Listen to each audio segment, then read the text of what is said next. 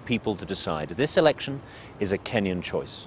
Whomever wins this election, whether it is a Accord victory, a Jubilee victory, or any of the other coalitions, what we are saying is that it is essential that Kenyan cooperation with the ICC continues. Accord and Jubilee coalitions were upbeat about this stance taken by the leader of the world's superpower, adding that they were in full support of his non-interference pledge. A statement from Prime Minister Raila Odinga to newsrooms said, quote, "Every word the president uttered and every point he made spoke to every Kenyan's heart. All Kenyans want an end to violence and intimidation during this campaign period. We want the coming elections to be free, fair and peaceful, so that those who win are seen to reflect the true will of the people. Kenyans want to come together as one nation and vote for leaders of their choice without coercion or blackmail." End of quote.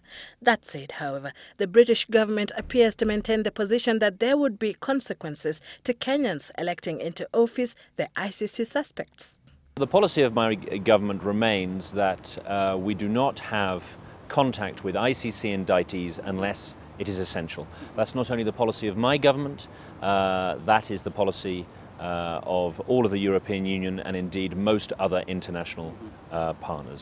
Tana said even if Kenyatta and Ruto were elected into office, one of the key requirements for continued relations with the international community would be cooperation with the ICC, since it is not the international community that imposed the process on Kenya.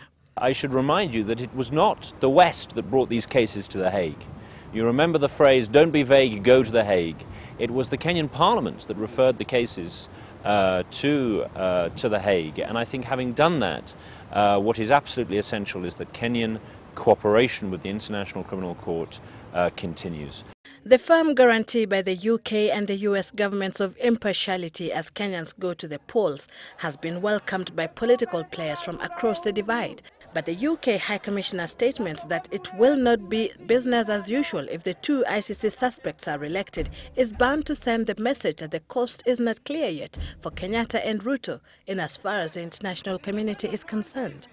Sylvia Chebet, Citizen Live at 9.